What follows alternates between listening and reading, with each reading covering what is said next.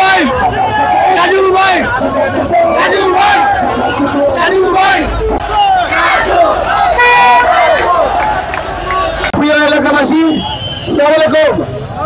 আজকে আপনারা অনেক দূর পথ হেঁটে এই ঢাকা 14 আসনের মিরপুর, শাহালি, দারুসালাম, রূপনগর, বনগাঁও, কাউন্সিলর লোকজন আগামী সংসদ নির্বাচনে ধানের শীষের পক্ষে আপনাদের রায় প্রদান করবেন এই আশায় আমি ব্যক্ত করছি। আপনারা জানেন গত 15 বছর মিরপুরে ফ্যাসিস্টের সকল নির্যাতনের বিরুদ্ধে আমি আপনাদের সাথে নিয়ে ঐক্যবদ্ধভাবে আমরা ছিলাম, আমরা রাজপথে ছিলাম, এখনো আছি, আগামীতেও থাকবো। আপনাদের সমর্থন নিয়ে এই ধানের শীষ ঢাকা 14 আসনে আমরা বিজয় লাভ করবো ইনশাআল্লাহ।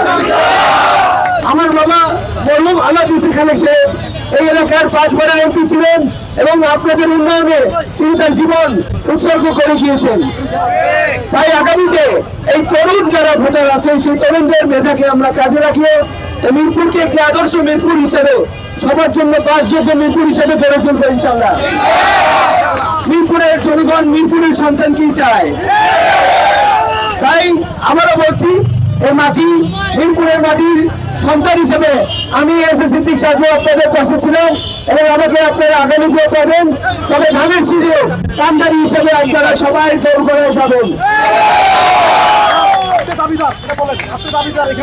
এই মাটির সন্তান মিরপুরের সন্তান হিসেবে আমার দাবি আপনাদের কাছে যে আপনারা ধানের শীষকে প্রত্যেকটি ঘরে ঘরে নিয়ে যাবেন এবং ধানের শীষের দুর্গ হিসেবে আমাদের ভারপ্রাপ্ত চেয়ারম্যান বিএনপির আগামী দিনে পথ বিশারী জনাব তারেক রহমানের আজকে শুভ জন্মদিন এবং আগামীতে রাষ্ট্র পরিচালনার জন্য দেশনেত্রী বেগম খালেদা জিয়ার আদর্শে আমরা প্রতিটি বিএনপি কর্মী ধানের শীষকে এই মিরপুরের দুর্গ হিসাবে গড়ে তুলবো ইনশাআল্লাহ।